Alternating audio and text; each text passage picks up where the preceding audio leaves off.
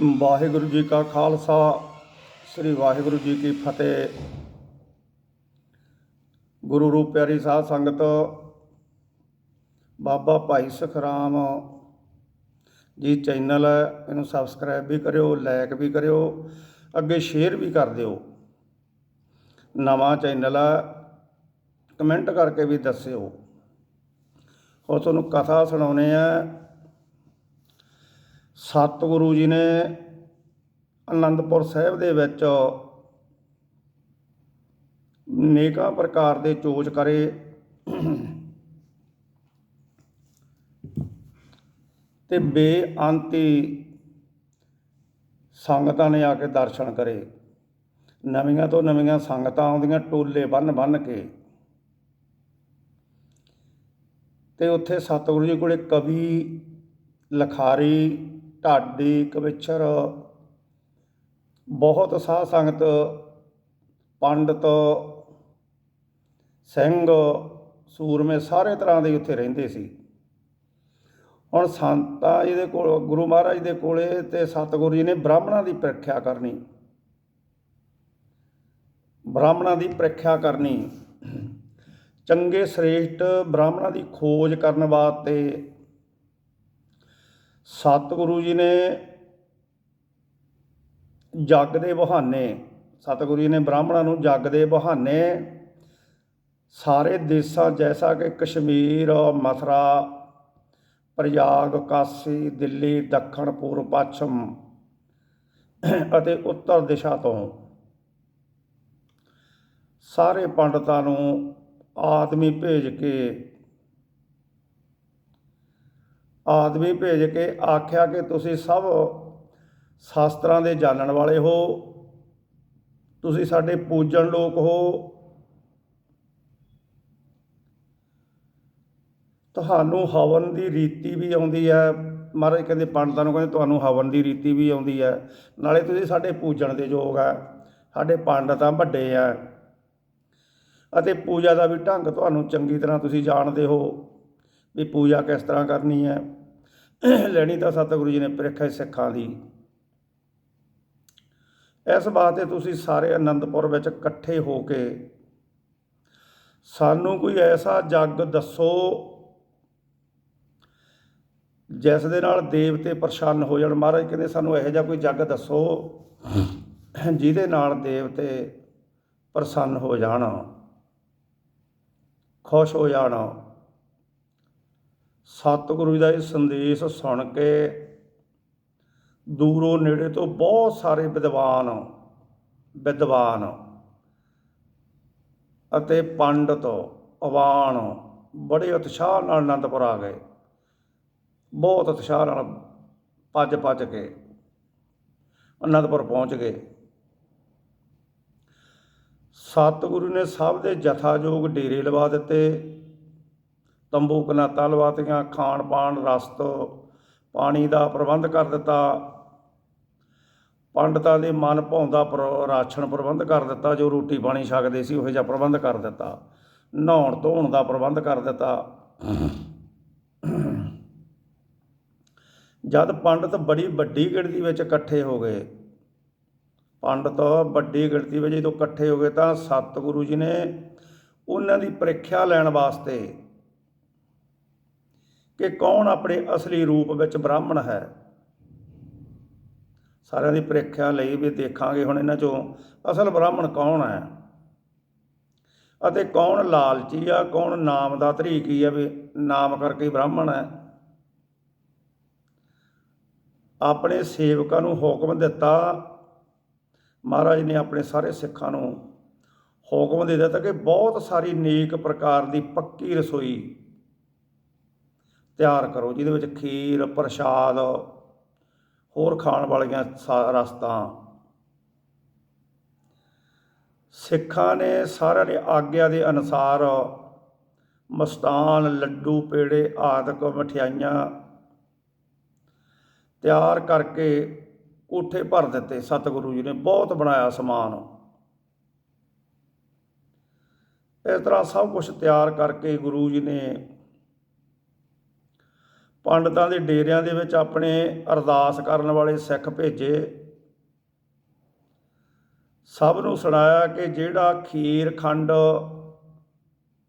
ਆਦਿਕ ਦਾ ਭੋਜਨ ਖਾਏਗਾ, ਵੀ ਖੀਰ ਖੰਡ ਦਾ ਭੋਜਨ ਖਾਏਗਾ, ਉਸ ਨੂੰ 5 ਰੁਪਈਏ ਦੱਖਣਾ ਮਿਲਣਗੇ। 5 ਰੁਪਈਏ। ਜਿਹੜਾ ਬ੍ਰਾਹਮਣ ਮਾਸ ਵਾਲਾ ਭੋਜਨ ਖਾਵੇਗਾ ਉਸ ਨੂੰ 5 ਰੁਪਈਆਂ ਵੱਧ ਦੂਣਾ ਚੌਣਾ ਦੱਖਣਾ ਵਜੋਂ ਮਿਲਣਗੀਆਂ। ਜਿਹੜਾ ਮੀਟ ਖਾਏਗਾ, ਮਾਸ ਖਾਏਗਾ, ਇੱਕ ਖੀਰ ਖੰਡ ਖਾਏਗਾ। ਜਦੋਂ ਇਸ ਤਰ੍ਹਾਂ ਸਤਿਗੁਰੂ ਜੀ ਨੇ ਕਹਿ ਦਿੱਤਾ ਨਾ, ਸਤਿਗੁਰੂ ਜੀ ਦੇ ਵੱਲੋਂ ਇਹ ਸੰਦੇਸ਼ ਸੁਣ ਕੇ ਹਜ਼ਾਰਾਂ ਦੀ ਗਿਣਤੀ ਦੇ ਵਿੱਚ ਪੰਡਤ ਲਾਲਚ ਦੇ ਵੱਸ ਹੋ ਕੇ, ਵੀ ਆਪਾਂ ਨੂੰ ਮੋਹਰਾਂ ਮਿਲਣੀਆਂ, ਉੱਧਰ ਪੈਸੇ ਮਿਲਣੇ, ਇੱਧਰ ਮੋਹਰਾਂ ਮਿਲਣੀਆਂ, ਲਾਲਚ ਦੇ ਵੱਸ ਹੋ ਕੇ ਮਾਸ ਖਾਣ ਵਾਲੀ ਪੰਗਤੀ ਵਿੱਚ ਬੈਠ ਗਏ ਅਤੇ ਕੇਵਲ ਥੋੜ੍ਹੇ ਜਿਹੇ ਹੀ ਖੀਰ ਖੰਡ ਖਾਣ ਵਾਲੀ ਪੰਗਤ 'ਚ ਬੈਠੇ। ਹੁਣ ਸਾਧ ਸੰਗਤ ਲੱਗ ਗਿਆ ਨਾ ਪਤਾ ਵੀ ਕੌਣ ਨਾਮ ਦੇ ਧਰੀਕੀ ਪੰਡਤ ਆ ਅਤੇ ਕੌਣ ਅਸਲੀ ਪੰਡਤ ਹੈ। ਜਦੋਂ ਦੋਵੇਂ ਪੰਗਤੀਆਂ ਮਨ ਭਾਉਂਦੇ ਪਕਵਾਨ ਛਕ ਕੇ ਚੁੱਲ੍ਹਾ ਕਰਕੇ ਹੱਥ ਧੋ ਚੁੱਕੇ ਤਾਂ ਸਤਿਗੁਰੂ ਜੀ ਨੇ ਸੰਬੋਧਨ ਕਰਕੇ ਕਿਹਾ ਕਿ ਤੁਸੀਂ ਬ੍ਰਾਹਮਣ ਨਹੀਂ ਹੋ, ਤੁਸੀਂ ਪਖੰਡੀ ਹੋ, ਜਿਨ੍ਹਾਂ ਨੇ ਲੋਭ ਕਰਕੇ ਆਪਣਾ ਧਰਮ ਹਾਰ ਦਿੱਤਾ ਹੈ। ਤੁਸੀਂ ਧਰਮ ਭ੍ਰਿਸ਼ਟ ਹੋ, ਆਪ ਤਾਂ ਵਿਗੜੇ ਹੋਏ ਹੋ ਅਤੇ ਹੋਰਨਾਂ ਨੂੰ ਵੀ ਵਿਗਾੜਦੇ ਹੋ। ਮਹਾਰਾਜ ਨੇ ਬਹੁਤ ਤਕੜੀ ਤਾੜਨਾ ਕਰ ਦਿੱਤੀ। ਜਿਹੜੇ ਤਾਂ ਮਾਸ ਖਾਣੇ ਉਹਨਾਂ ਨੂੰ ਬਹੁਤ ਤਾੜਨਾ ਕਰੀ। ਮਹਾਰਾਜ ਕਹਿੰਦੇ ਤਾਂ ਲੋਭ ਦੇ ਵੱਸ ਹੋ ਕੇ, ਪੈਸਿਆਂ ਦੇ ਵੱਸ ਹੋ ਕੇ ਆਪਦਾ ਧਰਮ ਗਵਾ ਲਿਆ। ਆਪਦਾ ਤਾਂ ਤੁਸੀਂ ਗਵਾਇਆ, ਮਹਾਰਾਜ ਕਹਿੰਦੇ ਹੋਰਨਾਂ ਦਾ ਵੀ ਗਵਾਓਗੇ।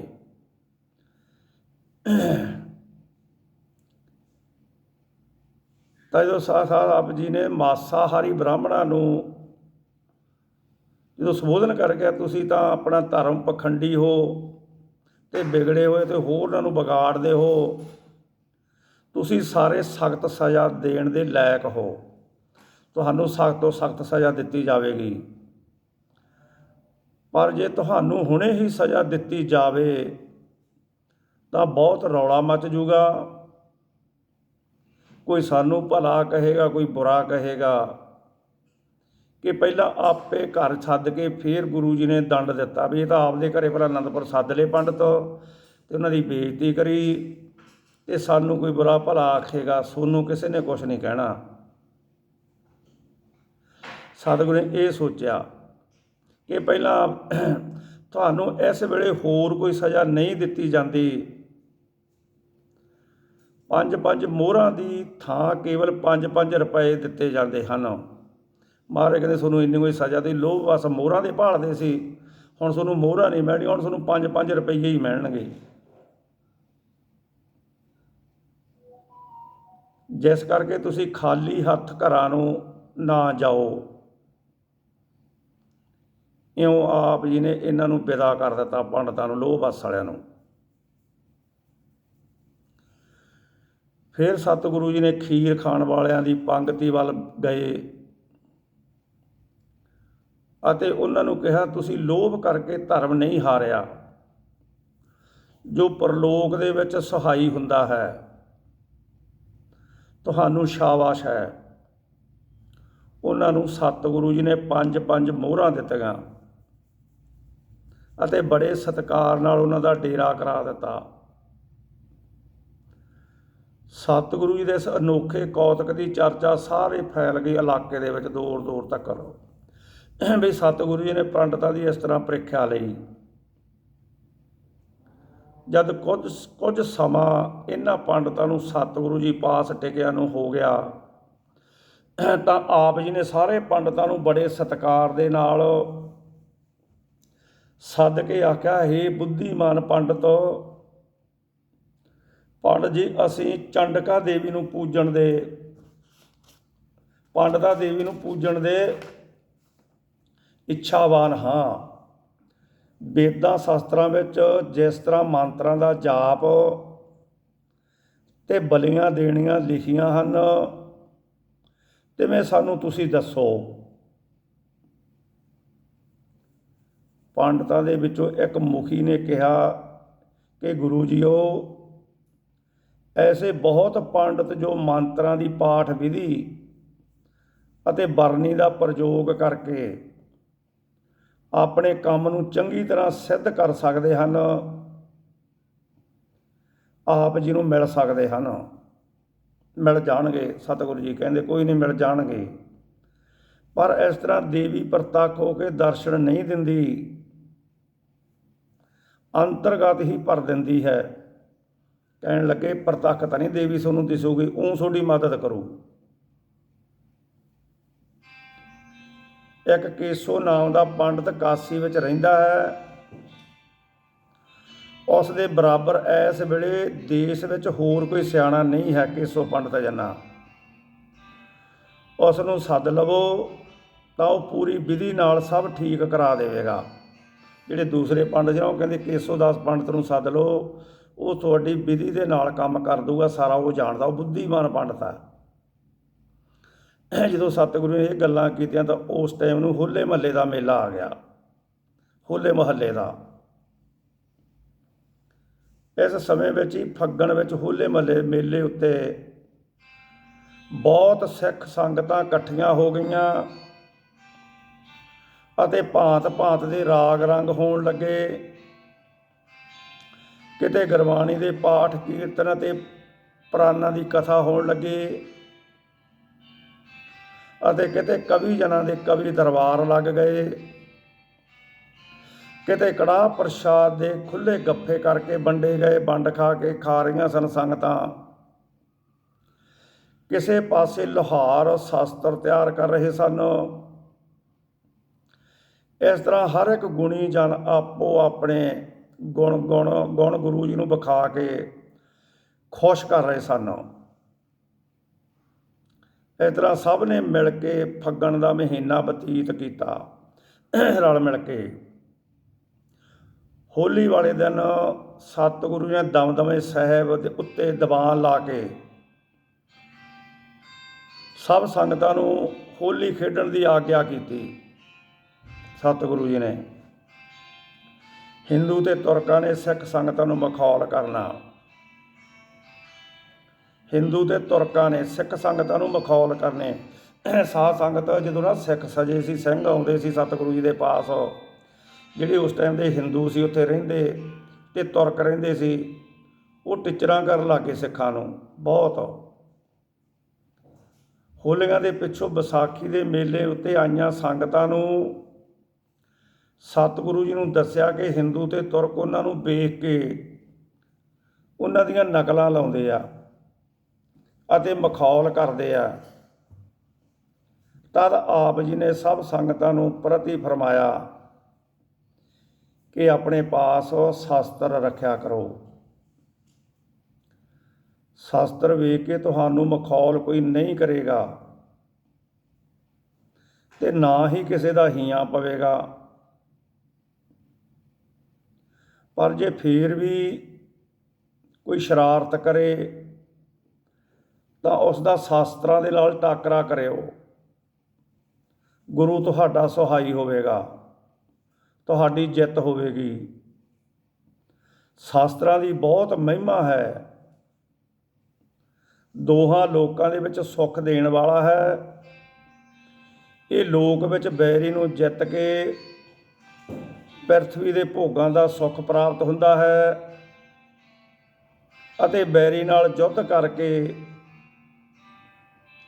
ਜੇ ਮੰਤਰ ਆ ਜਾਵੇ ਤਾਂ ਪ੍ਰਿਥਵੀ ਦੇ ਭੋਗਾਂ ਦਾ ਸੁੱਖ ਪ੍ਰਾਪਤ ਹੁੰਦਾ ਹੈ ਅਤੇ ਬੈਰੀ ਨਾਲ ਯੁੱਧ ਕਰਕੇ ਜੇ ਮੌਤ ਆ ਜਾਵੇ ਤਾਂ ਪੁਰਸ਼ ਸੁਰਗਾਂ ਨੂੰ ਜਾਂਦਾ। ਮਹਾਰਾਜ ਕਹਿੰਦੇ ਜੇ ਨਾ ਇਸ ਤਰ੍ਹਾਂ ਦੇ ਤੁਸੀਂ ਲੜੋਗੇ, ਸ਼ਾਸਤਰ ਚਲਾਓਗੇ, ਜੇ ਤੁਹਾਡੇ ਨਾਲ ਕੋਈ ਤੁਸੀਂ ਸ਼ਹੀਦ ਵੀ ਹੋ ਜਾਓਗੇ ਯੁੱਧ ਦੇ ਵਿੱਚ, ਉਹ ਸ਼ਹੀਦ ਤੁਸੀਂ ਸ਼ਹੀਦ ਵੱਜੋਗੇ ਤੇ ਸੁਰਗਾਂ ਨੂੰ ਜਾਵੋਗੇ। ਸਤਿਗੁਰੂ ਜੀ ਦਾ ਇਹ ਉਪਦੇਸ਼ ਗ੍ਰਹਿਣ ਕਰਕੇ ਸਭ ਨੇ ਸ਼ਸਤਰ ਧਾਰਨ ਕਰ ਲਏ। ਇੱਕ ਵਾਰ ਪੱਛਮ ਦੇਸ਼ ਦੀ ਸੰਗਤ ਨੇ ਬੇਨਤੀ ਕੀਤੀ ਕਿ ਸਤਿਗੁਰੂ ਜੀਓ, ਤੁਰਕ ਰਾਜ ਦਾ ਜ਼ੋਰ ਹੋਣ ਕਰਕੇ ਇਹ ਬੜੇ ਹੰਕਾਰੀ ਹੋ ਗਏ ਹਨ,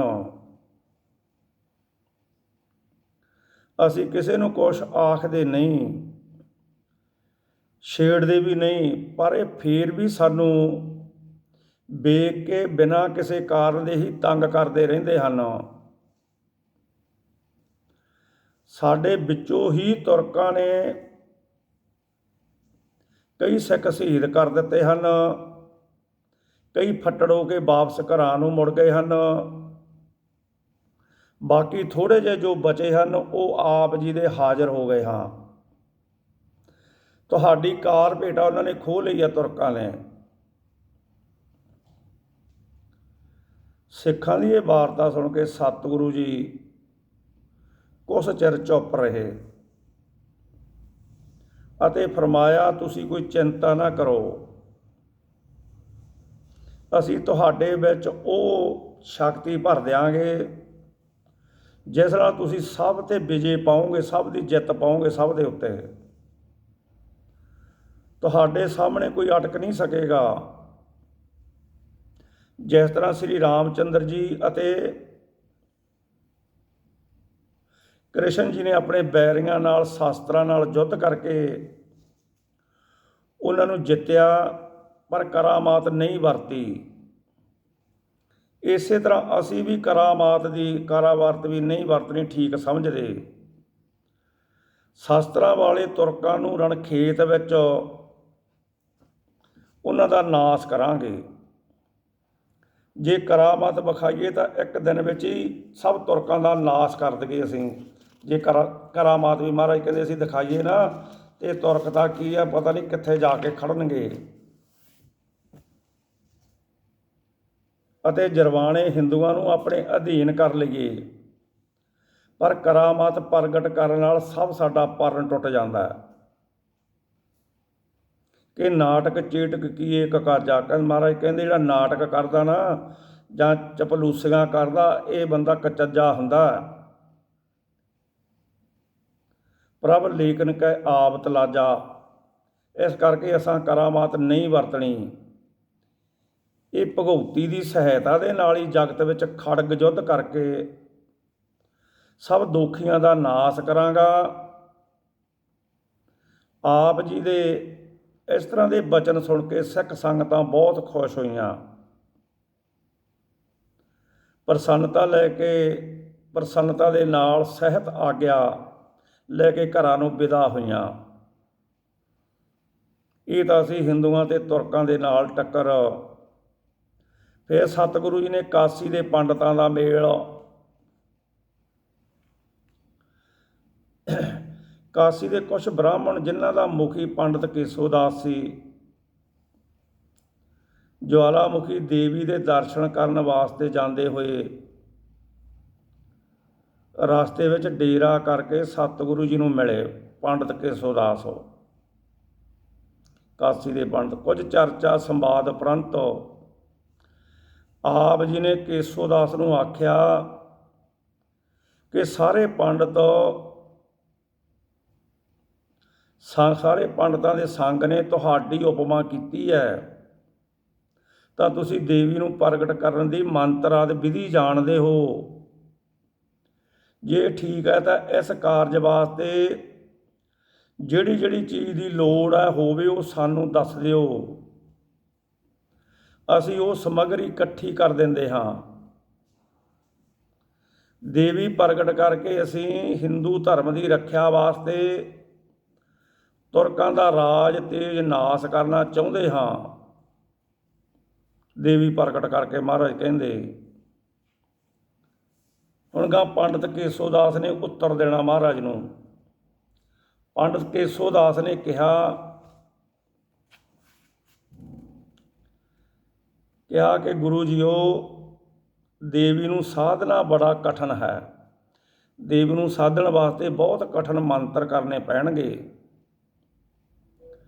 ਅਸੀਂ ਉਸ ਦੇ ਪ੍ਰਤੱਖ ਦਰਸ਼ਨ ਕਰਨ ਦਾ ਕਿਸੇ ਨੂੰ ਭੇਤ ਨਹੀਂ ਦੱਸਦੇ। ਪੰਡਤ ਚਲਾਕੀ ਨਾਲ ਕਹਿਣ ਲੱਗ ਗਿਆ, ਕਹਿੰਦਾ ਮਹਾਰਾਜ ਅਸੀਂ ਨਾ ਪ੍ਰਤੱਖ ਦਰਸ਼ਨ ਜੋ ਦੇਵੀ ਦਿੰਦੀ ਆ ਉਹ ਕਿਸੇ ਨੂੰ ਭੇਤ ਨਹੀਂ ਅਸੀਂ ਦੱਸਦੇ, ਤੁਹਾਨੂੰ ਵੀ ਨਹੀਂ ਦੱਸ ਸਕਦੇ। ਇਸ ਕਾਰਜ ਵਾਸਤੇ ਲੱਖਾਂ ਰੁਪਈਏ ਚਾਹੀਦੇ ਆ। ਮਹਾਰਾਜ ਨੂੰ ਕਹਿਣ ਲੱਗਾ ਕੇਸੋ ਪੰਡਤ 1 ਲੱਖ ਰੁਪਈਆ ਹਵਨ ਕਰਾਉਣ ਵਾਲੇ ਪੰਡਤ ਦੀ ਭੇਟਾ ਵਾਸਤੇ ਚਾਹੀਦਾ।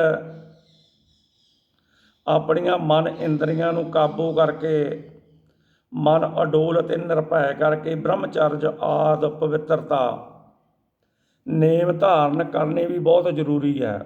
ਪੰਡਤ ਕੇਸੋ ਦਾਸ ਮਹਾਰਾਜ ਨੂੰ ਆਦਾ। ਹੁਣ ਪੰਡਤ ਦੀ ਗੱਲ ਸੁਣ ਕੇ ਪ੍ਰੋਹਤ ਦਿਆ ਰਾਮ ਨੇ ਉੱਤਰ ਦਿੱਤਾ ਕਿ ਸਤਿਗੁਰੂ ਜੀ ਨੂੰ ਧਨ ਦਾ ਕੋਈ ਘਾਟਾ ਨਹੀਂ ਹੈ। ਇਹ ਛਤਰੀਆਂ ਦੀ ਕੁੱਲ ਦੇ ਵਿੱਚੋਂ ਸ਼੍ਰੋਮਣੀ ਸੂਰਜਵੰਸ਼ੀ ਹਨ। ਬ੍ਰਹਮਚਰਜ ਤਾਂ ਆਪ ਜੀ ਦੇ ਸਰੂਪ ਹਨ। 4 ਵੀਰ ਪੈਦਾ ਕਰਨ ਵਾਲੇ ਕੇਵਲ 4 ਵਾਰ ਹੀ ਗ੍ਰਸਤ ਕੀਤਾ। ਮਹਾਰਾਜ ਨੇ 4 ਬੱਚੇ ਪੈਦਾ ਕਰੇ ਆ ਜਿਹੜੇ। ਮਨ ਇੰਦਰੀਆਂ ਉੱਤੇ ਇਹਨਾਂ ਦਾ ਪੂਰਨ ਹੁਕਮ ਹੈ। ਪ੍ਰੋਹਤ ਰਾਮ ਦਿਆ ਨੇ ਕਿਹਾ ਪੰਡਤ ਕੇਸੋ ਦਾਸ ਨੂੰ ਵੀ ਤੂੰ ਕਿਹੜੀਆਂ ਗੱਲਾਂ ਕਰਦਾ, ਇਹ ਸਾਰੀਆਂ ਜਿਹੜੀਆਂ ਗੱਲਾਂ ਤੂੰ ਕਹੀਆਂ ਸਤਿਗੁਰੂ ਪੈਸਿਆਂ ਦਾ ਘਾਟਾ ਨਹੀਂ, ਇਹ ਬ੍ਰਹਮਚਾਰੀ ਵੀ ਹੈਗੇ ਆ, ਇਹ ਛਤਰੀਆਂ ਦੀ ਕੁੱਲ ਦੇ ਵਿੱਚੋਂ ਹੈ, ਸਾਰੀਆਂ ਇੰਦਰੀਆਂ ਇਹਨਾਂ ਦੇ ਹੁਕਮ ਵਿੱਚ ਹੈ। 9 ਲੱਖ ਮਾਇਆ ਦੀ ਭੇਟਾ ਹੋਈ। ਦੂਸਰੇ ਦਿਨ ਜਦ ਆਪ ਜੀ ਨੇ ਸੇਵਕਾਂ ਨੂੰ ਹੁਕਮ ਕਰਕੇ ਮੇਲੇ ਦੇ ਉੱਤੇ ਮਾਇਆ ਭੇਟਾ ਹੋਈ ਦੀ ਗਿਣਤੀ ਕਰਾਈ ਤਾਂ 9 ਲੱਖ ਰੁਪਈਆ ਹੋਈ। ਇਸ ਉਪਰੰਤ ਆਪ ਜੀ ਨੇ ਮਸੰਦਾਂ ਨੂੰ ਹੁਕਮ ਕਰ ਦਿੱਤਾ ਕਿ ਜਿਹੜੀ ਸੰਗਤ ਮੇਲੇ ਉੱਤੇ ਨਹੀਂ ਆ ਸਕੀ ਉਹਨਾਂ ਨੂੰ ਹੁਕਮਨਾਮੇ ਭੇਜ ਦਿਓ ਕਿ ਆਪੋ ਆਪਣੀ ਕਾਰ ਭੇਟਾ ਛੇਤੀ ਲੈ ਕੇ ਇੱਥੇ ਪਹੁੰਚਣ।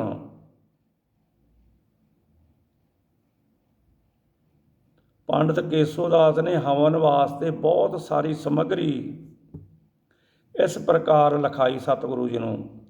ਕਹਿੰਦਾ ਘਿਓ, ਧੂਪ, ਜੌਂ, ਤਿਲ, ਚਾਵਲ, ਮੇਵਾ, ਖੰਡ, ਪਿਸਤਾ, ਗਿਰੀ ਬਦਾਮ, ਸੁਪਾਰੀ, ਛੁਹਾਰਾ, ਦਾਖ ਅਤੇ ਚੰਦਨ ਆਦਿ ਹਰ ਪ੍ਰਕਾਰ ਦੀ ਸੰਗੰਧੀ ਅਤੇ 1.25 ਲੱਖ ਰੁਪਈਆ ਦੱਖਣਾ ਹਵਨ ਕਰਾਈ। ਕੇਸੋ ਦਾਸ ਨੇ ਕਿਹਾ ਗੁਰੂ ਜੀਓ ਇੱਕ ਮਨ ਹੋ ਕੇ ਮੰਤਰ ਪੜ੍ਹਨਾ, ਮਨ ਨੂੰ ਸੰਕਲਪ ਵਿਕਲਪਾਂ ਤੋਂ ਡੋਲ ਰੱਖਣਾ, ਤਨ ਮਨ ਕਰਕੇ ਸੁੱਧ ਰਹਿਣਾ ਅਤੇ ਬ੍ਰਹਮਚਰਜ ਧਾਰਨ ਕਰਨਾ, ਇਹ ਸਭ ਕੁਝ ਤੁਹਾਡੇ ਹੀ ਅਧੀਨ ਹੈ। ਮੈਂ ਤਾਂ ਕੇਵਲ ਵਿਧੀ ਪੂਰਵਕ ਸਾਰਾ ਕੰਮ ਕਰਾਉਣ ਦਾ ਜ਼ਿੰਮੇਵਾਰ ਹਾਂ। ਜਦ ਸਤਿਗੁਰੂ ਜੀ ਨੇ ਪੰਡਤ ਦੀ ਸਾਰੀ ਗੱਲ ਪ੍ਰਵਾਨ ਕਰ ਲਈ ਤਾਂ ਉਸਨੇ ਪੱਤਰੀ ਵੇਖ ਕੇ ਹਵਨ ਆਰੰਭ ਕਰਨ ਦਾ ਦਿਨ ਵੀਰਵਾਰ ਵਿਸਾਖ ਦੀ ਪੂਰਨਮਾਸੀ ਮੁੱਖ ਨਛੱਤਰ ਨੂੰ ਬੜਾ ਸ਼ੁਭ ਦੱਸ ਕੇ ਬੇਨਤੀ ਕੀਤੀ ਕਿ ਇਸ ਤੋਂ ਪਹਿਲਾਂ ਕੋਈ ਚੰਗਾ ਥਾਂ ਵੇਖ ਕੇ ਸਾਰੀ ਸਮੱਗਰੀ ਵੀ ਉੱਥੇ ਪਹੁੰਚਾ ਦਿਓ। ਪੰਡਤ ਕੇਸੋ ਦਾਸ ਦਾ ਹੁਣ ਨੈਣਾ ਦੇਵੀ ਦਾ ਟਿੱਲਾ, ਜਿੱਥੇ ਨੈਣਾ ਦੇਵੀ ਅੱਜ ਪ੍ਰਗਟ ਆ ਨਾ, ਦੇਖਦੇ ਆਪਾਂ ਪਹਾੜੀ ਦੇ ਉੱਪਰ। ਹੁਣ ਸਤਿਗੁਰੂ ਜੀ ਨੇ ਕੇਸੋ ਦਾਸ ਨੂੰ ਦੱਸਿਆ ਕਿ ਇੱਥੇ 5-6 ਮੀਲ ਦੂਰ ਇੱਕ ਨੈਣੇ ਗੁੱਜਰ ਦਾ ਟਿੱਲਾ ਹੈ, ਜਿਸ ਦੇ ਸੰਬੰਧ ਵਿੱਚ ਇਹ ਵਾਰਤਾ ਪ੍ਰਚਲਿਤ ਹੈ ਕਿ ਇਹ ਚੰਡੀ ਦਾ ਅਸਥਾਨ ਹੈ।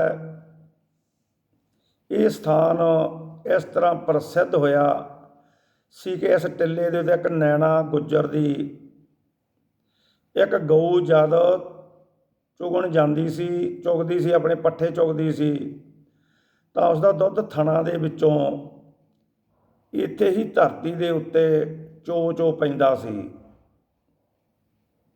ਜਦ ਇਸ ਗੱਲ ਦਾ ਨੈਣੇ ਨੂੰ ਪਤਾ ਲੱਗਾ ਤਾਂ ਉਸਨੇ ਇਸ ਸਥਾਨ ਨੂੰ ਚੰਡੀ ਦਾ ਅਸਥਾਨ ਸਮਝ ਕੇ ਪੂਜਣਾ ਆਰੰਭ ਕਰ ਦਿੱਤਾ,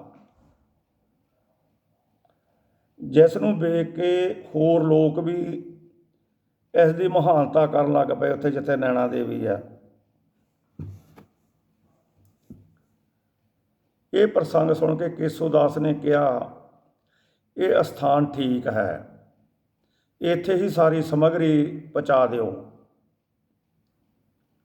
ਗੁਰੂ ਜੀ ਨੇ ਸੇਵਕਾਂ ਨੂੰ ਹੁਕਮ ਦੇ ਕੇ ਸਾਰੀ ਸਮੱਗਰੀ ਰੱਖਣ ਵਾਸਤੇ ਇੱਕ ਮੰਦਰ ਤਿਆਰ ਕਰਵਾ ਕੇ ਉਸ ਵਿੱਚ ਸਭ ਸਮਾਨ ਰਖਵਾ ਦਿੱਤਾ, ਜਿੱਥੇ ਨੈਣਾ ਦੇਵੀ ਪ੍ਰਸਿੱਧ ਹੈ ਸਾਧ ਸੰਗਤ। ਇਸ ਸਥਾਨ ਦਾ ਨਾਮ ਨੈਣੇ ਗੁੱਜਰ ਵੱਲੋਂ ਦੇਵੀ ਅਸਥਾਨ, ਗਊ ਨੂੰ ਦੇਵੀ ਤੇ ਨੈਣੇ ਦਾ ਟਿੱਲਾ ਸੀ।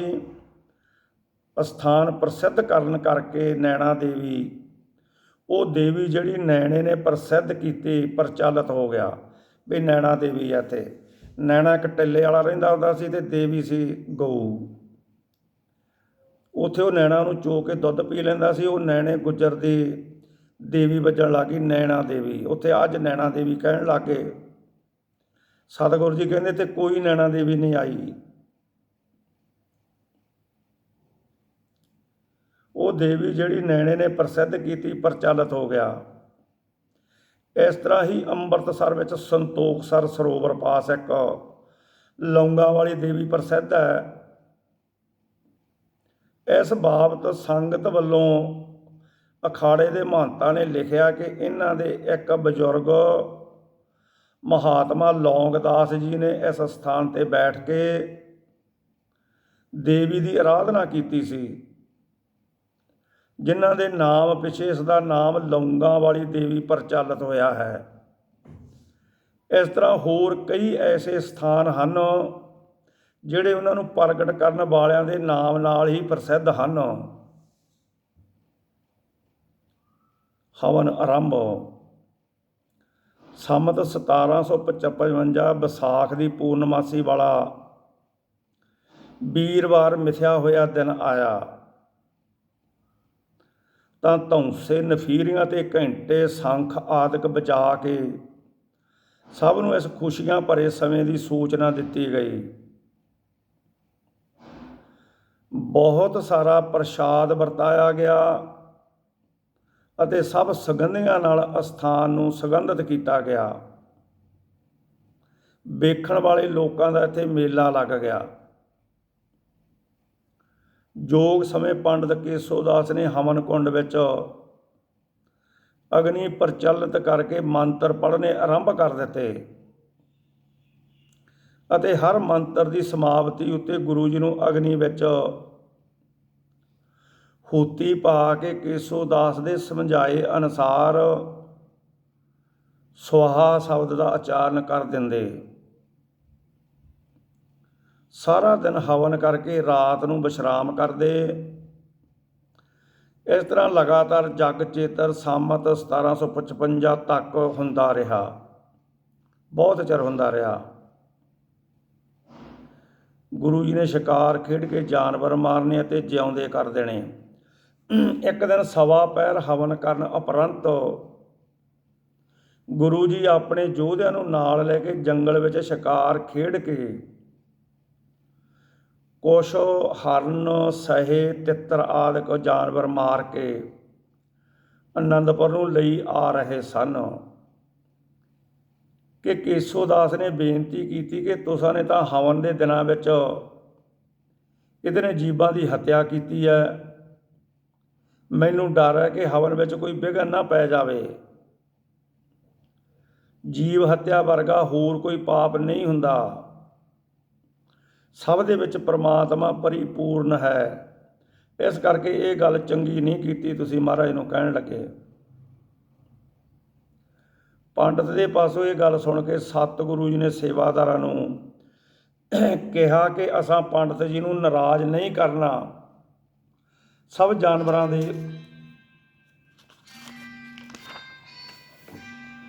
ਬੰਧਨ ਖੋਲ੍ਹ ਦਿਓ। ਜਦ ਹੁਕਮ ਮੰਨ ਕੇ ਮਰੇ ਹੋਏ ਜਾਨਵਰਾਂ ਦੇ ਬੰਧਨ ਖੋਲ੍ਹੇ ਗਏ ਤਾਂ ਸਾਰੇ ਜਾਨਵਰ ਜੀਵਤ ਜਿਉਂਦੇ ਹੋ ਕੇ ਉੱਡਣ ਵਾਲੇ ਉੱਡ ਗਏ ਤੇ ਭੱਜਣ ਵਾਲੇ ਭੱਜ ਗਏ। ਇਹ ਕੌਤਕ ਵੇਖ ਕੇ ਪੰਡਤ ਬੜਾ ਖੁਸ਼ ਹੋਇਆ। ਅਤੇ ਗੁਰੂ ਜੀ ਨੂੰ ਮਾਰਨ ਅਤੇ ਜਵਾਲਣਹਾਰ ਸਮਰੱਥ ਪੂਰਨ ਜਾਣ ਕੇ ਧੰਨ ਧੰਨ ਆਖਿਆ। ਕੁਝ ਸਮੇਂ ਉਪਰੰਤ ਗੁਰੂ ਜੀ ਹਵਨ ਕਰਕੇ ਕਦੀ ਰਾਤ ਨੂੰ ਅਨੰਦਪੁਰ ਜਾ ਵਿਰਾਜਦੇ ਅਤੇ ਕਈ ਰਾਤ ਨੂੰ ਉੱਥੇ ਟਿੱਲੇ ਉੱਤੇ ਹੀ ਵਿਰਾਜ ਜਾਂਦੇ। ਪਿਛਲੇ ਪੈਰ ਜਦ ਆਪ ਜੀ ਅਨੰਦਪੁਰ ਜਾਂਦੇ ਤਾਂ ਉੱਥੇ ਦੀਵਾਨ ਲਗਾ ਕੇ ਦੂਰ ਤੋਂ ਆਈਆਂ ਸੰਗਤਾਂ ਨੂੰ ਸਤਿਨਾਮ ਦਾ ਉਪਦੇਸ਼ ਦਿੰਦੇ। ਇੱਕ ਦਿਨ ਪਟਨੇ ਦੀ ਸੰਗਤ ਨਾਲ ਇੱਕ ਮਾਲੀ ਵੀ ਪਟਨੇ ਤੋਂ ਆਇਆ। ਉਸਨੇ ਬੇਨਤੀ ਕੀਤੀ, ਗੁਰੂ ਜੀ ਮੈਂ ਸ਼ਾਹੀ ਬਾਗ ਵਿੱਚੋਂ ਆਪ ਜੀ ਵਾਸਤੇ ਇੱਕ ਅੰਬ ਦਾ ਬੂਟਾ ਲਿਆਇਆ ਹਾਂ, ਇਸ ਨੂੰ ਜਿੱਥੇ ਹੁਕਮ ਕਰੋ ਲਗਾਇਆ ਜਾਵੇ। ਗੁਰੂ ਜੀ ਨੇ ਉਸ ਸਮੇਂ ਆਪਣੇ ਧਨੁੱਖ 'ਚੋਂ ਇੱਕ ਤੀਰ ਚਲਾਇਆ ਅਤੇ ਸੇਵਾਦਾਰ ਨੂੰ ਹੁਕਮ ਕੀਤਾ ਕਿ ਜਿੱਥੇ ਇਹ ਤੀਰ ਡਿੱਗੇਗਾ ਉੱਥੇ ਮਾਲੀ ਨੂੰ ਲੈ ਕੇ ਜਾਇਓ, ਇਹ ਅੰਬ ਦਾ ਬੂਟਾ ਉੱਥੇ ਲਗਾ ਦੇਵੇਗਾ। ਹੁਕਮ ਦੇ ਅਨੁਸਾਰ ਹੀ ਸੇਵਾਦਾਰ ਨੇ ਜਦ ਮਾਲੀ ਨੂੰ ਉਸ ਥਾਂ ਜਾ ਕੇ ਵਿਖਾਈ ਤਾਂ ਉਹ ਅਨੰਦਪੁਰ ਤੋਂ 1.25 ਕੋਹ ਦੂਰ ਸੀ, ਜਿੱਥੇ ਸਤਿਗੁਰੂ ਜੀ ਦਾ ਤੀਰ ਧਰਤੀ ਵਿੱਚ ਗੱਡਿਆ ਹੋਇਆ ਸੀ। ਮਾਲੀ ਨੇ ਉੱਥੇ ਬੂਟਾ ਲਗਾ ਦਿੱਤਾ, ਜਿਸ ਨੂੰ ਭਾਈ ਸੰਤੋਖ ਸਿੰਘ ਜੀ ਲਿਖਦੇ ਹਨ ਕਿ ਅਸਾਂ ਵੇਖਿਆ ਨਹੀਂ, ਪਰ ਸੁਣਿਆ ਹੈ ਕਿ ਅਜੇ ਤੱਕ ਉਹ ਅੰਬ ਦਾ ਬੂਟਾ ਖੜਾ ਹੈ ਅਨੰਦਪੁਰ ਸਾਹਿਬ ਦੇ ਵਿੱਚ। ਹਵਨ ਕੁੰਡ ਵਿੱਚ ਜਿਉਂ-ਜਿਉਂ ਗੁਰੂ ਜੀ ਮੰਤਰ ਪੜ੍ਹ ਕੇ ਹੁੱਤੀ ਪਾਉਂਦੇ ਗਏ, ਤਿਉਂ-ਤਿਉਂ ਸਭ ਦੇਵੀਆਂ ਜੈਸਾ ਕਿ ਇੰਦਰਾਣੀ, ਕਬੀਰ ਦੀ ਇਸਤਰੀ ਅਤੇ ਹੋਰ ਅਨੇਕ ਪ੍ਰਕਾਰ ਦੀਆਂ ਸ਼ਕਤੀਆਂ ਨੇ ਆਣ ਕੇ ਬੇਨਤੀ ਕੀਤੀ ਕਿ ਮਹਾਰਾਜ ਤੁਸੀਂ ਇਸ ਤਰ੍ਹਾਂ ਕਸ਼ਟ ਕਿਉਂ ਸਹਾਰ ਰਹੇ ਹੋ, ਕਿਉਂ ਕਰ ਰਹੇ ਹੋ? ਜਿਸ ਚੀਜ਼ ਧਨ ਆਦਿਕ ਦੀ ਤੁਹਾਨੂੰ ਲੋੜ ਹੈ ਸਾਨੂੰ ਹੁਕਮ ਕਰੋ, ਅਸੀਂ ਹਾਜ਼ਰ ਕਰ ਦਿੰਦੀਆਂ ਹਾਂ। ਪਰ ਗੁਰੂ ਜੀ ਨੇ ਕਿਸੇ ਦੇਵਤੀ ਸ਼ਕਤੀ ਵੱਲ ਵੀ ਅੱਖ ਪੁੱਟ ਕੇ ਨਾ ਵੇਖਿਆ ਅਤੇ ਇੱਕ ਪਰਮੇਸ਼ਰੀ ਸ਼ਕਤੀ ਮਹਾਵਿਦਿਆ ਜੋ ਦੁਸ਼ਟਾਂ ਦੇ ਨਾਸ ਕਰਨ ਵਾਲੀ ਅਤੇ ਦਾਸਾਂ ਨੂੰ ਸੁੱਖ ਦੇਣ ਵਾਲੀ ਪਰਮ ਜੋਤ ਦੀ ਜੋਤੀ ਹੈ, ਉਸ ਦੇ ਧਿਆਨ ਵਿੱਚ ਹੀ ਅਡੋਲ ਟਿਕੇ ਰਹੇ।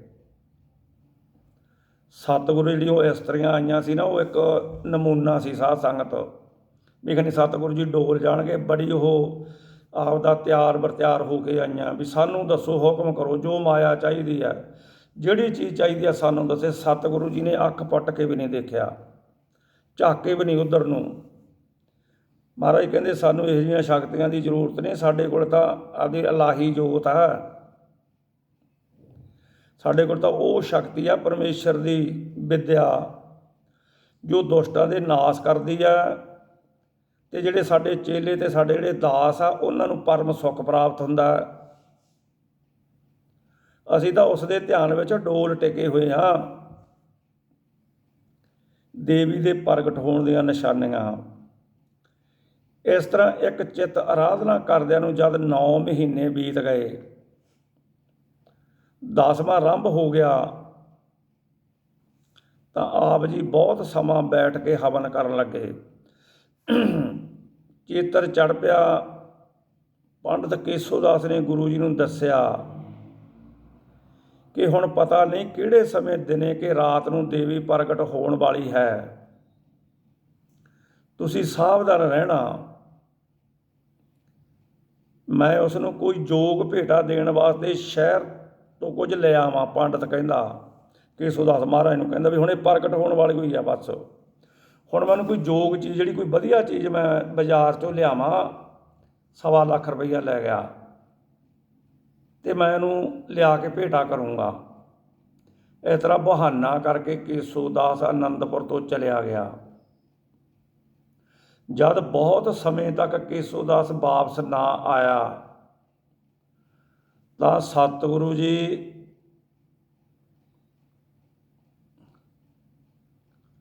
ਨਾ ਆਇਆ ਤਾਂ ਸਤਿਗੁਰੂ ਜੀ ਇਸ ਨੂੰ ਇਸ ਦੀ ਅਸਫਲਤਾ ਵੀ ਜਦੋਂ ਦੇਵੀ ਕਿੱਥੇ ਪ੍ਰਗਟ ਹੋਣੀ ਹੈ ਤਾਂ ਉਹੀ ਬਹਾਨੇ ਮਾਰੀ ਜਾਂਦਾ ਦਾ ਕਾਰਨ ਸਮਝ ਕੇ ਮਹਾਰਾਜ ਨੇ ਵੀ ਇਹਦਾ ਬਹਾਨੇ ਲਾ ਕੇ ਨਿਕਲ ਗਿਆ ਬਸ। ਅਤੇ ਸਤਿਗੁਰੂ ਜਿਹੜੀ ਬਚੀ ਖੁਸ਼ੀ ਨਾ ਸਾਰੀ ਜਿਹੜੀ ਸਮੱਗਰੀ ਸੀ ਸਾਰੀ ਦੀ ਸਾਰੀ ਸਮੱਗਰੀ ਇੱਕੇ ਵਾਰੀ ਹਵਨ ਕੁੰਡ ਦੇ ਵਿੱਚ ਪਾ ਦਿੱਤੀ, ਸਿੱਟਤੀ ਸਾਰੀ ਦੀ ਸਾਰੀ।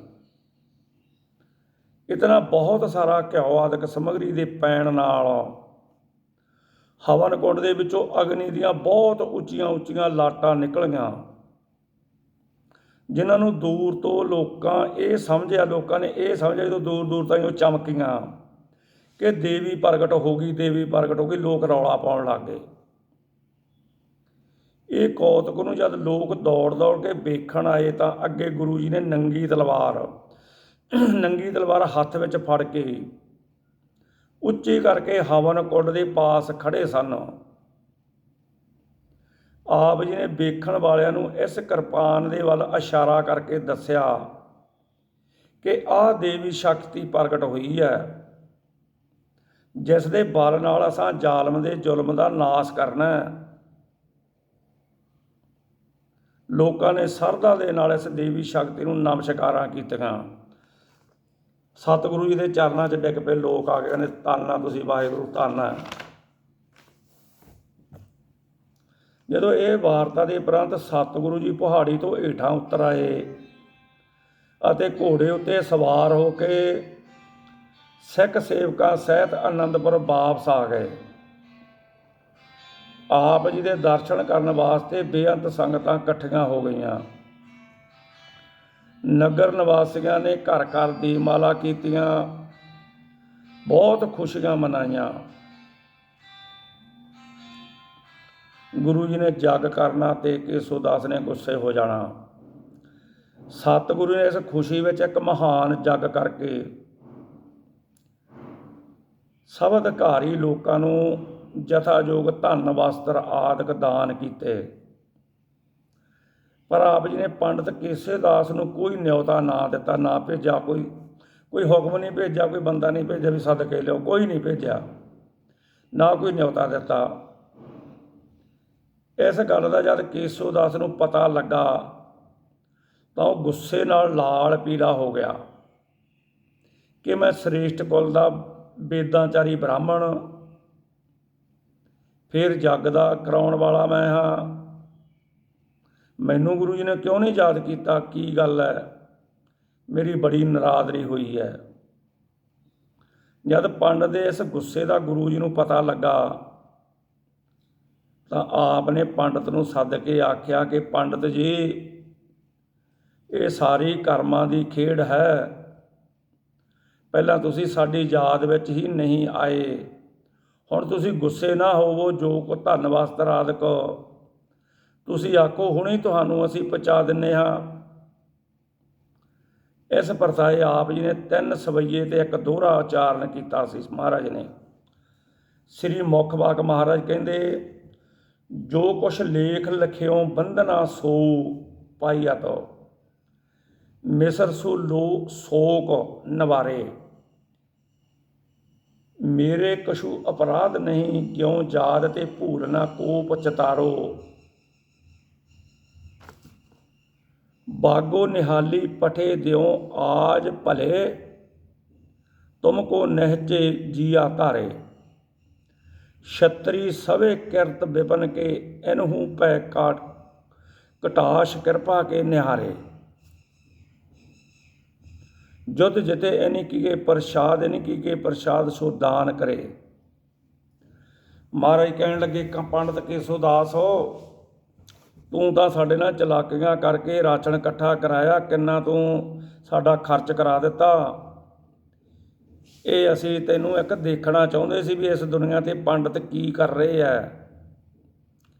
ਮਹਾਰਾਜ ਕਹਿੰਦੇ, ਜਿੱਦੇ ਅਸੀਂ ਜਨਮ ਲੈ ਕੇ ਇਸ ਧਰਤੀ 'ਤੇ ਆਏ ਆ ਨਾ, ਸਾਨੂੰ ਨਿਰੰਕਾਰ ਨੇ ਹੁਕਮ ਕਰਕੇ ਭੇਜਿਆ ਸੀ ਵੀ ਅਸੀਂ ਤੇਰੇ ਅੰਗ ਸੰਗ ਹਾਂ। ਕੋਈ ਦੇਵੀ ਦੂਵੀ ਨਹੀਂ ਇੱਥੇ ਹੈ, ਕੋਈ ਕੁਛ ਨਹੀਂ। ਉਹ ਤਾਂ ਇੱਕ ਨੈਣੇ ਦਾ ਟਿੱਲਾ ਜਿੱਥੇ ਤੂੰ ਦੇਵੀ ਪ੍ਰਗਟ ਕਰਨ ਨੂੰ ਕਹਿੰਦਾ ਹੈ। ਇਹ ਤਾਂ ਅਸੀਂ ਸਾਰੀ ਸਮੱਗਰੀ ਇਕੱਠੀ ਕਰਕੇ ਸਿੱਟਤੀ ਸੀ ਇਸ ਦੇ ਵਿੱਚ ਹਵਨ ਕੁੰਡ ਦੇ। ਉਹਦੀਆਂ ਲਾਟਾਂ ਨਿਕਲੀਆਂ ਸੀ। ਆਹ ਜਿਹੜੀ ਸਾਡੇ ਤਲਵਾਰ ਪਹਿਨੀ ਹੋਈ ਆ ਨਾ, ਜਿਹੜੇ ਤੀਰ ਆ ਸਾਡੇ ਕੋਲ ਤੇ ਨੇਜੇ ਆ, ਇਹਦੇ ਨਾਲ ਦੁਨੀਆ ਸੋਧਣੀ ਅਸੀਂ।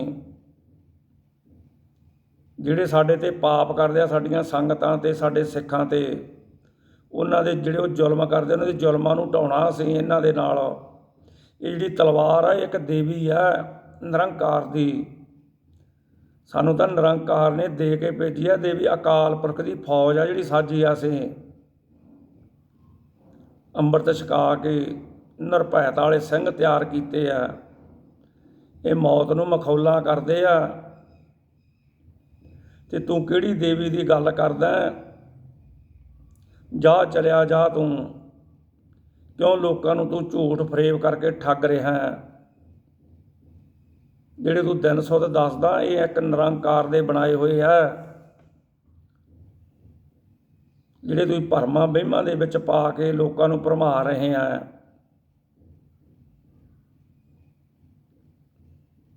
ਤੇ ਤੂੰ ਚਲਿਆ ਜਾ। ਅਸੀਂ ਆਪਦੇ ਆ ਸਿੱਖਾਂ ਦੇ ਹੁਣ ਇਹਨਾਂ ਨੂੰ ਸੁੱਖ ਦੇਵਾਂਗੇ ਨਾ ਸਿੱਖਾਂ ਨੂੰ, ਇਹ ਭਗਉਤੀ ਦੇ ਨਾਲ। ਜੇ ਤੂੰ ਕੁਛ ਲੈਣਾ ਚਾਹੁੰਦਾ ਨਾ, ਕੋਈ ਚੀਜ਼ ਵਾਸਤੇ ਲੈਣਾ ਚਾਹੁੰਦਾ, ਵੀ ਤੂੰ ਗਰੀਬ ਆ, ਤੇਰੇ ਘਰੇ ਪਹੁੰਚਾ ਦਿੰਦੇ ਆ। ਮੰਗ ਤੂੰ ਕੀ ਮੰਗਦਾ? ਅਸੀਂ ਤਾਂ ਤੈਨੂੰ ਦੇਖਿਆ ਸੀ, ਸਾਡੇ ਕੋਲ ਪੈਸੇ ਦੀ ਕਮੀ ਨਹੀਂ। ਰਿੱਧੀਆਂ ਸਿੱਧੀਆਂ ਸਾਡੇ ਮਗਰ, ਧਨ ਦੌਲਤ ਸਾਡੇ ਮਗਰ ਮਗਰ ਫਿਰਦੀ ਆ, ਸਾਡੇ ਡੋਲਿਆਂ ਨਾਲ ਬੰਨੀ ਆ, ਖੜੀ ਆ। ਦੇਵੀਆਂ ਸਾਡੇ ਚਾਰ ਉੱਧਰ ਚਾਰ ਉੱਧਰ, ਸ਼ਹੀਦ ਮਰੀਦ ਸਾਡੇ ਦਾਲੇ ਖੜੇ ਆ, ਦੇਵਤਿਆਂ ਦੀ ਫੌਜ ਸਾਡੇ ਨਾਲ ਆ। ਅਸੀਂ ਤਾਂ ਯੁੱਧ ਕਰਕੇ ਦੁਨੀਆ ਨੂੰ ਜਿੱਤਣਾ। ਅਸੀਂ ਕਿਸੇ 'ਤੇ ਨਜਾਇਜ਼ ਅਟੈਕ ਨਹੀਂ ਕਰਨਾ। ਪੰਡਤ ਜੀ ਤੁਸੀਂ ਜਾਓ ਹੁਣ ਕਰਨ ਨੂੰ, ਆਪਦੇ ਘਰੇ ਜਾ ਕੇ ਟਿਕੋ ਤੇ ਕਿਸੇ ਨਾਲ ਝੂਠ ਫਰੇਬ ਨਾ ਕਰੋ। ਇਹ ਦੇਣੀਆਂ ਦੀਆਂ ਲੈਣੀਆਂ ਪੈਣਗੀਆਂ। ਸੱਚ ਬੋਲਿਆ ਕਰ ਪੰਡਤ ਜੀ, ਸੱਚ। ਜਦੋਂ ਪੰਡਤ ਨੂੰ ਸੱਚੀਆਂ ਗੱਲਾਂ ਸੁਣਾਈਆਂ ਨਾ ਮਹਾਰਾਜ ਨੇ, ਤੇ ਪੰਡਤ ਨੂੰ ਗੱਲ ਨਹੀਂ ਆਈ, ਸਾਧ ਸੰਗਤ ਗੱਲ ਨਹੀਂ ਆਈ ਪੰਡਤ ਜੀ ਨੂੰ। ਕਹਿੰਦਾ ਮਹਾਰਾਜ ਤੁਸੀਂ ਤਾਂ ਫਿਰ ਜੇ ਸਾਰਾ ਕੁਝ ਸਮਝ ਹੀ ਬੈਠੇ ਸੀ ਤੇ ਮੈਨੂੰ ਹੀ ਦੱਸ ਦਿੰਦੇ। ਸਤਿਗੁਰੂ ਜੀ ਕਹਿੰਦੇ ਜੇ ਤੈਨੂੰ ਉਦੋਂ ਦੱਸ ਦਿੰਦੇ, ਅੱਧੇ ਲੋਕਾਂ ਨੇ ਇਹ ਗੱਲ ਕਹਿਣੀ ਸੀ ਵੀ ਪੰਡਤ ਜੀ ਨੇ ਦੇਵੀ ਪ੍ਰਗਟ ਕਰਨ ਦੇਣੀ ਸੀ, ਪਰ ਮਹਾਰਾਜ ਨੇ ਨਹੀਂ ਹੋਣ ਦਿੱਤੀ। 9 ਮਹੀਨੇ ਤੂੰ ਰਸਤ ਪਵਾਈ ਗਿਆ, 9 ਮਹੀਨੇ। ਕਿਹੜੀ ਦੇਵੀ ਹੈ ਜਿਹੜੀ 9 ਮਹੀਨੇ 'ਚ ਪ੍ਰਗਟ ਨਹੀਂ ਹੁੰਦੀ? ਜਦੋਂ ਨਾ ਹੋਈ ਨਾ, ਤੂੰ ਸਾਨੂੰ ਛੱਡ ਕੇ ਭੱਜਿਆ ਤੇ ਅਸੀਂ ਚੱਕ ਕੇ ਸਮੱਗਰੀ ਸਾਰੀ ਹਵਨ ਕੁੰਡ 'ਚ ਸੁੱਟਤੀ। ਉਹਦੀਆਂ ਲਾਟਾਂ ਨੂੰ ਦੇਖ ਕੇ ਲੋਕ ਭੱਜੇ ਆਏ। ਸਾਰਿਆਂ ਨੂੰ ਮਹਾਰਾਜ ਨੇ ਸਮਝਾਇਆ। ਇਹ ਸਾਧ ਸੰਗਤ ਫਿਰ ਰਾਜਾ ਭੀਮ ਚੰਦ ਨੂੰ ਸਿੱਖੀ ਧਾਰਨ ਦਾ ਉਪਦੇਸ਼ ਕਰ ਦੇਣਾ ਮਹਾਰਾਜ ਨੇ। ਫਿਰ ਜਦ ਜੱਗ ਆਦਿਕ ਦੁਆਰਾ ਸਾਰੇ ਪਹਾੜੀ ਰਾਜਿਆਂ ਨੂੰ ਵੀ ਖਬਰ ਹੋ ਗਈ ਕਿ ਗੁਰੂ ਜੀ ਨੇ ਦੇਵੀ ਪ੍ਰਗਟ ਕਰਕੇ ਉਸ ਤੋਂ ਵਰ ਪ੍ਰਾਪਤ ਕੀਤੇ ਆ, ਤਾਂ ਉਹ ਸਾਰੇ ਭੀਮ ਚੰਦ ਸਹਿਤ ਆਪ ਜੀ ਦੇ ਦਰਸ਼ਨ ਕਰਨ ਵਾਸਤੇ ਆਏ। ਹਿੰਦੂ ਰਾਜੇ ਅਨੰਦਪੁਰ ਆਏ। ਸਾਰਿਆਂ ਨੇ ਦੇਵੀ ਪ੍ਰਗਟ ਕਰਨ ਦੀ ਆਪ ਜੀ ਨੂੰ ਵਧਾਈ ਦਿੱਤੀ ਅਤੇ ਬੜੀ ਖੁਸ਼ੀ ਪ੍ਰਗਟ ਕੀਤੀ ਅਤੇ ਆਖਿਆ ਕਿ ਆਪ ਧੰਨ ਹੋ ਜਿਨ੍ਹਾਂ ਨੇ ਦੇਵੀ ਪ੍ਰਗਟ ਕੀਤੀ ਹੈ। ਤੁਹਾਡੇ ਤੋਂ ਬਿਨਾਂ ਹੋਰ ਕਿਸ ਦੀ ਸ਼ਕਤੀ ਹੈ ਜੋ ਐਸਾ ਕਰ ਸਕੇ? ਗੁਰੂ ਜੀ ਨੇ ਰਾਜਿਆਂ ਨੂੰ ਆਖਿਆ ਕਿ ਤੁਸੀਂ ਵੀ ਜੇਕਰ ਸਿੱਖੀ ਧਾਰਨ ਕਰ ਲਵੋ ਅਤੇ ਖੰਡੇ ਦੀ ਪੌਲ ਲੈ ਲਵੋ ਤਾਂ ਤੁਹਾਡਾ ਵੀ ਬੜਾ ਪ੍ਰਤਾਪ ਵਧੇਗਾ। ਇਸ ਦੇ ਉੱਤਰ ਵਿੱਚ ਸਾਰੇ ਰਾਜਿਆਂ ਨੇ ਵੀ ਵਿਚਾਰ ਕੇ ਆਖਿਆ ਕਿ ਜੇ ਲਾਂਗੜ ਵਾਲੀ ਧੋਤੀ, ਜੰਝੂ ਅਤੇ ਬੋਦੀ ਸਾਡੀ ਤੁਸੀਂ ਰਹਿਣ ਦਿਓ ਤਾਂ ਹੋਰ ਸਭ ਗੱਲਾਂ ਤੁਹਾਡੀਆਂ ਸਾਨੂੰ ਪ੍ਰਵਾਨ ਹੈ। ਰਾਜੇ ਆਦੇ ਨਾ ਕਹਿੰਦੇ ਸਾਡੇ ਜਿਹੜੀ ਆ ਧੋਤੀ ਬੰਨੀ ਆ, ਜੰਝੂ ਪਹਿਨੇ ਵੇ ਆ, ਤੇ ਸਾਡੇ ਸਿਰ 'ਤੇ ਸਾਡਾ ਲਾਂਗੜ ਮਾਰਿਆ ਪਿੱਛੇ ਦੀ ਬੰਨ੍ਹ ਕੇ ਧੋਤੀ ਦੇ ਪਿੱਛੇ ਟੰਗ ਲੈਂਦੇ ਆ ਨਾ, ਉਹ ਲਾਂਗੜ ਕਹਿੰਦੇ ਆ, ਤੇ ਇੱਕ ਸਾਡੀ ਬੋਦੀ, ਇਹ ਰਹਿਣ ਦਿਓ। ਹੋਰ ਗੱਲਾਂ ਤੁਹਾਡੀਆਂ ਸਾਨੂੰ ਮਨਜ਼ੂਰ ਹੈ, ਕਿਉਂਕਿ ਆਪਣੇ ਸੰਬੰਧੀ ਅਤੇ ਮਰਨੇ ਪਰ ਸਾਨੂੰ ਸਿਰ ਵੀ ਮਨਾਉਣੇ ਪੈਂਦੇ ਆ ਅਤੇ ਤਰਪਣ ਆਦਿਕ ਕਿਰਿਆ ਵਾਸਤੇ ਜਨੇਊ ਪਾਉਣਾ ਵੀ ਸਾਨੂੰ ਜ਼ਰੂਰੀ ਹੈ। ਹਿੰਦੂ ਉਹ ਆਦੇ ਰਾਜੇ ਆਦੇ। ਇਸ ਵਾਸਤੇ ਜੋ ਅਸੀਂ ਇਹ ਧਾਰਨ ਨਾ ਕਰੀਏ ਤਾਂ ਸਾਡਾ ਧਰਮ ਨਹੀਂ ਕਹਿੰਦਾ ਰਹਿੰਦਾ। ਸਾਨੂੰ ਹੋਰ ਰਿਸ਼ਤੇਦਾਰ ਤੇ ਲੋਕ ਮਖੌਲ ਕਰਨਗੇ, ਸਾਡੀ ਲੋਕਾਚਾਰੀ ਰੀਤੀ ਨਹੀਂ ਰਹੇਗੀ ਜਿਸ ਦੇ ਅਨੁਸਾਰ ਸਾਨੂੰ ਰਹਿਣਾ ਜ਼ਰੂਰੀ ਹੈ। ਇਸ ਤੋਂ ਬਿਨਾਂ ਅਸੀਂ ਪੌਲ ਲੈਣ ਨੂੰ ਤੇ ਹੋਰ ਰੀਤੀ ਦੇ ਜੋ ਤੁਸੀਂ ਦੱਸੋ ਧਾਰਨ ਕਰਨ ਨੂੰ ਤਿਆਰ ਹਾਂ।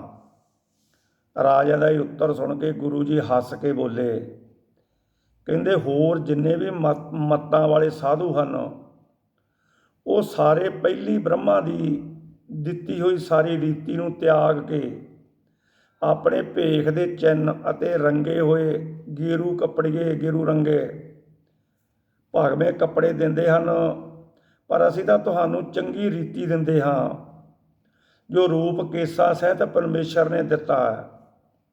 ਉਹਨੂੰ ਵਾਹਿਗੁਰੂ ਦੀ ਮੋਹਰ ਛਾਪ ਸਮਝ ਕੇ ਰੱਖੋ। ਜਨੇਊ ਦੇ ਥਾਂ ਤੁਹਾਨੂੰ ਲੋਕਾਂ ਦੇ ਭਲੇ ਲਈ ਤਲਵਾਰ ਦਿੰਦੇ ਹਾਂ। ਇਸ ਨਾਲ ਦੁਸ਼ਟਾਂ ਦਾ ਨਾਸ ਕਰੋ ਅਤੇ ਧਰਤੀ ਦਾ ਰਾਜ ਕਰੋ। ਕੁਛ ਪਹਿਲੋਂ ਜੋ ਪੂਰਵ ਰੀਤੀ ਅਨੁਸਾਰ ਹੈ, ਇਸ ਨੂੰ ਸਾਰੇ ਯੋਧੇ ਪਹਿਨਦੇ ਰਹੇ ਹਨ ਤਲਵਾਰਾਂ ਨੂੰ। ਜੇ ਤੁਹਾਨੂੰ ਕੇਸ ਰੱਖਣਾ ਤੇ ਕੁਛ ਪਹਿਨਣਾ ਚੰਗਾ ਨਹੀਂ ਲੱਗਦਾ ਤਾਂ ਫਿਰ ਤੁਹਾਡੀ ਮਰਜ਼ੀ ਹੈ। ਅਸੀਂ ਤਾਂ ਨਿੱਜ ਹੀ ਇੱਕ ਪਵਿੱਤਰ ਰਹਿਣ ਵਾਲਾ ਪੰਥ ਪ੍ਰਗਟ ਕਰਨਾ ਹੈ। ਜਿਹੜੇ ਇਸ ਵੇਲੇ ਚਾਰੇ ਵਰਨ ਦੀਨ ਬਣ ਕੇ ਤੁਰਕਾਂ ਦੀ ਕਾਰ ਕਰਦੇ ਹਨ, ਉਹਨਾਂ ਨੂੰ ਅਸੀਂ ਪ੍ਰਿਥਵੀ ਦੇ ਰਾਜੇ ਕਰਨਾ ਹੈ। ਜਿਹੜੇ ਗਰੀਬ ਲੋਕ ਆ, ਜਿਹੜੇ ਉਹਨਾਂ ਦੇ ਅਧੀਨ ਚੱਲਦੇ ਆ ਤੁਰਕਾਂ ਦੇ, ਉਹਨਾਂ ਨੂੰ ਰਾਜੇ ਬਣਾਉਣਾ। ਮੁਗਲ ਰਾਜ ਨੂੰ ਅਸਾਂ ਨੇ ਜੜ੍ਹਾਂ ਤੋਂ ਪੁੱਟ ਕੇ ਇਹਨਾਂ ਦਾ ਖੁਰਾ ਖੋਜ ਨਹੀਂ ਰਹਿਣ ਦੇਣਾ। ਗੁਰੂ ਜੀ ਦੀ ਇਹ ਗੱਲ ਸੁਣ ਕੇ ਭੀਮ ਚੰਦ ਨੇ ਕਿਹਾ, ਗੁਰੂ ਜੀ ਇਹ ਕਿਸ ਤਰ੍ਹਾਂ ਹੋ ਸਕਦਾ? ਇਹ ਗੱਲ ਅਸੰਭਵ ਹੈ, ਇਹ ਮੰਨਣਯੋਗ ਨਹੀਂ ਹੈ ਗੱਲ ਜਿਹੜੀ ਤੁਸੀਂ ਕਹਿ ਰਹੇ ਆ। ਇਹ ਪਠਾਨ ਤਾਂ ਕੱਲਾ ਕੱਲਾ ਬੱਕਰਾ ਖਾ ਜਾਂਦੇ ਆ, ਫਿਰ ਉਹ ਸ਼ਾਸਤਰ ਵਿਦਿਆ ਦਾ ਬੜੇ ਜਾਣੂ ਹੈ, ਬਹੁਤ ਤਾਕਤ ਅਤੇ ਬੁੱਧੀ ਵਾਲੇ ਹਨ। ਇਹਨਾਂ ਦੇ ਰਾਜ ਸਾਜ ਦੀ ਗਿਣਤੀ ਨਹੀਂ ਪੈਂਦੀ ਕਿ ਕਿੱਡਾ ਕੁ ਵੱਡਾ ਰਾਜ ਹੈ। ਯੁੱਧ ਵਿੱਚ ਇਹ ਸਾਨੂੰ ਚਿੜੀਆਂ ਸਮਝ ਕੇ ਬਾਜਾਂ ਵਾਂਗੂ ਪੈਂਦੇ ਆ। ਇਹਨਾਂ ਚਿੜੀਆਂ ਤੋਂ ਉਹਨਾਂ ਬਾਜਾਂ ਨੂੰ ਕਿਸ ਤਰ੍ਹਾਂ ਤੜਵਾਓਗੇ? ਇਹ ਗੱਲਾਂ ਸਾਡੇ ਮੰਨਣ ਵਿੱਚ ਨਹੀਂ ਆਉਂਦੀਆਂ। ਗੁਰੂ ਜੀ ਕਹਿਣ ਲੱਗੇ, ਚਿੜੀਆਂ ਕੋਲੋਂ ਬਾਜ ਤੜਾਊਂ ਤਵੇ ਗੋਬਿੰਦ ਸਿੰਘ ਨਾਮ ਕਹਾਊਂ। ਹੇ ਰਾਜਿਓ, ਮਹਾਰਾਜ ਕਹਿਣ ਲੱਗੇ, ਹੇ ਰਾਜਿਓ, ਮੈਂ ਆਪਣੇ ਸਿੱਖਾਂ ਵਿੱਚ ਇਤਨਾ ਬਲ ਭਰ ਦਿਆਂਗਾ ਕਿ ਇਹਨਾਂ ਦੇ ਪਾਸੋਂ ਉਹਨਾਂ ਪਠਾਨਾਂ ਨੂੰ ਤੜਵਾਵਾਂਗਾ ਜਿਨ੍ਹਾਂ ਨੂੰ ਤੁਸੀਂ ਬਾਜ ਆਖਦੇ ਹੋ। ਜਿਸ ਤਰ੍ਹਾਂ ਸ੍ਰੀ ਰਾਮਚੰਦਰ ਜੀ ਨੇ ਜੰਗਲ ਦੇ ਬਾਂਦਰਾਂ ਦੇ ਪਾਸੋਂ ਤੀਨ ਲੋਕ ਦੇ ਰਾਜੇ ਰਾਵਣ ਨੂੰ ਉਸ ਦੀ ਬੇਅੰਤ ਸੈਨਾ ਸਹਿਤ ਨਾਸ ਕਰ ਦਿੱਤਾ ਸੀ, ਇਸੇ ਤਰ੍ਹਾਂ ਹੀ ਅਸੀਂ ਇਹਨਾਂ ਗਰੀਬਾਂ ਦੇ ਸਿਰ ਹੱਥ ਰੱਖ ਕੇ ਅੰਮ੍ਰਿਤ ਦੇ ਤੇਜ ਨਾਲ ਅਨੇਕ ਪ੍ਰਕਾਰ ਦੇ ਸ਼ਸਤਰ ਫੜਾ ਕੇ ਤੁਰਕ ਰਾਜ ਨੂੰ ਰਾਜ ਨਾਸ ਕਰ ਦਿਆਂਗੇ। ਮੇਰਾ ਖਾਲਸਾ ਧਰਤੀ ਦਾ ਰਾਜ ਕਰੇਗਾ। ਤੁਸੀਂ ਵੀ ਜੇ ਮੇਰੇ ਖਾਲਸੇ ਦੇ ਅਧੀਨ ਹੋ ਕੇ ਨਹੀਂ ਰਹੋਗੇ ਤਾਂ ਤੁਹਾਡਾ ਰਾਜ ਵੀ ਮੇਰਾ ਖਾਲਸਾ ਖੋਹ ਲਵੇਗਾ। ਗੁਰੂ ਜੀ ਦੀ ਇਸ ਗੱਲ ਨਾਲ ਭੀਮ ਚੰਦ ਆਦਿਕ ਰਾਜੇ ਕੁਛ ਗੁੱਸੇ ਨਾਲ ਕਹਿਣ ਲੱਗੇ, ਅਸੀਂ ਤੁਹਾਡਾ ਭੇਖ ਕੇਸ ਆਦ ਕੁਛ ਧਾਰਨ ਨਹੀਂ ਕਰਾਂਗੇ, ਤੁਹਾਡੀ ਜਿਵੇਂ ਮਰਜ਼ੀ ਹੈ ਕਰੋ। ਸਤਿਗੁਰੂ ਜੀ ਨੇ ਕਿਹਾ, ਇਹ ਪਹਾੜੀ ਰਾਜਿਓ, ਤੁਹਾਨੂੰ ਰਾਜ ਦਾ ਅਭਿਮਾਨ ਹੈ। ਜੇ ਤੁਸੀਂ ਸਿੱਖ ਬਣ ਜਾਂਦੇ ਤਾਂ ਤੁਹਾਡੇ ਰਾਜ ਵੱਧ ਜਾਣੇ ਸਨ ਤੇ ਤੁਸੀਂ ਅਸਰਦਕ ਹੋ ਕੇ ਕਹਿਣਾ ਸੀ ਕਿ ਅਸੀਂ ਆਪਣੀ ਤਾਕਤ ਨਾਲ ਰਾਜ ਵਧਾਇਆ ਹੈ। ਪਰ ਜੇ ਅਸੀਂ ਹੁਣ ਗਰੀਬਾਂ ਨੂੰ ਰਾਜ ਦਿਆਂਗਾ ਤਾਂ ਉਹ ਇਹ ਜਾਣਨਗੇ ਕਿ ਇਹ ਗੁਰੂ ਜੀ ਦੀ ਕਿਰਪਾ ਨਾਲ ਸਾਨੂੰ ਮਿਲਿਆ। ਐਸੀ ਵਾਰਤਾਲਾਪ ਕਰਕੇ ਸੁਣ ਕੇ ਰਾਜੇ ਆਪਣੇ ਡੇਰਿਆਂ ਨੂੰ ਵਾਪਸ ਚਲੇ ਗਏ। ਗੱਲਾਂ ਕਰਨ ਲੱਗੇ ਕਿ ਦੇਵੀ ਸਿੱਧ ਕਰਕੇ ਗੁਰੂ ਜੀ ਦਾ ਸੁਭਾਵ ਤੇ ਦਿਮਾਗ ਕੁਛ ਫਿਰ ਗਿਆ ਤਾਂ ਹੋਰ ਹੀ ਗੱਲਾਂ ਕਰਨ ਲੱਗ ਗਏ, ਉਲਟੀਆਂ ਸਿੱਧੀਆਂ। ਸਾਨੂੰ ਕਹਿੰਦੇ ਆ ਤੁਸੀਂ ਅੰਮ੍ਰਿਤ ਛਕ ਲਓ, ਅਸੀਂ ਬੋਦੀ ਢੋਪੇ ਜਨੇਊ ਵਾਲੇ ਆ, ਲਾਂਗੜ ਅਸੀਂ ਮਾਰਦੇ ਹਾਂ, ਅਸੀਂ ਕਿਵੇਂ ਕੇਸ ਧਾਰਨ ਕਰ ਲਈਏ, ਅਸੀਂ ਕਿਵੇਂ ਦਾੜੇ ਵਧਾ ਲਈਏ। ਤਲਵਾਰਾਂ ਸਾਡੇ ਕੋਲ ਪਹਿਲਾਂ ਹੀ ਹੈਗੀਆਂ, ਬੜਾ ਅਭਿਆਨ ਕਰਾ, ਬੜੇ ਰੋਹ ਨਾਲ ਕਹਿਣ ਲੱਗੇ। ਸਤਿਗੁਰੂ ਕਹਿੰਦੇ ਕੋਈ ਨਹੀਂ, ਫਿਰ ਜਿਹੜੇ ਜਿਨ੍ਹਾਂ ਨੂੰ ਤੁਸੀਂ ਗਰੀਬ ਸਮਝਦੇ ਨਾ ਵੀ ਇਹ ਤੱਕੜੀ ਵਾਲੇ ਆ ਅਤੇ ਭੇਡਾਂ ਚਾਰਨ ਵਾਲੇ ਆ, ਬੱਕਰੀਆਂ ਚਾਰਨ ਵਾਲੇ ਆ, ਅਤੇ ਇਹਨਾਂ ਨੂੰ ਤਲਵਾਰ ਫੜਾਵਾਂਗੇ। ਦੇਖੋ ਤੁਹਾਡੇ ਰਾਜ ਕਿਵੇਂ ਖੋਹਦੇ ਆ ਫਿਰ ਇਹ। ਅਤੇ ਅੱਜ ਦੇਖ ਲਓ ਤੁਰਕਾਂ ਦਾ ਕੋਈ ਤੁਰਕ ਹਿੰਦੁਸਤਾਨ ਦੇ ਵਿੱਚ ਕੋਈ ਦੀਂਦਾ ਨਹੀਂ ਸਾਧ ਸੰਗਤ। ਸਤਿਗੁਰੂ ਜੀ ਐਸਾ ਕਿਰਪਾ ਹੋਈ, ਰਹਿੰਦੇ ਖੁੰਦੇ ਸਤਿਗੁਰੂ ਜੀ ਦੇ ਵੱਲੇ, ਰਹਿੰਦੇ ਖੁੰਦੇ ਬੰਦਾ ਸਿੰਘ ਬਹਾਦਰ ਨੇ, ਅਤੇ ਰਹਿੰਦੇ ਖੁੰਦੇ ਮਹਾਰਾਜਾ ਰਣਜੀਤ ਸਿੰਘ ਨੇ, ਅਤੇ ਫਿਰ ਉਦੋਂ ਬਾਅਦ ਆਪਣੇ ਸਿੱਖਾਂ ਨੇ ਜਿਹੜੇ ਜੰਗਲਾਂ 'ਚ ਰਹਿੰਦੇ ਸੀ ਉਹਨਾਂ ਨੇ। ਅੱਜ ਦੀ ਕਥਾ ਇੱਥੋਂ ਸਮਾਪਤ ਕਰਦੇ ਹਾਂ। ਕਥਾ ਵਿਚਾਰ ਕਰਦਿਆਂ ਤੋਂ ਅਨੇਕ ਪ੍ਰਕਾਰ ਦੀਆਂ ਤਰੁੱਟੀਆਂ ਭੁੱਲਾਂ ਚੁੱਕਾਂ ਹੋ ਜਾਂਦੀਆਂ। ਅਣਜਾਣ ਬੱਚਾ ਸਮਝ ਕੇ ਮਾਫ਼ ਕਰਿਓ। ਅੱਗੇ ਵਾਸਤੇ ਸੁੱਧ ਬੁੱਧ ਚਾਓ ਪਾਓ ਬਖਸ਼ੋ। ਵਾਹਿਗੁਰੂ ਜੀ ਕਾ ਖਾਲਸਾ, ਵਾਹਿਗੁਰੂ ਜੀ ਕੀ ਫਤਿਹ।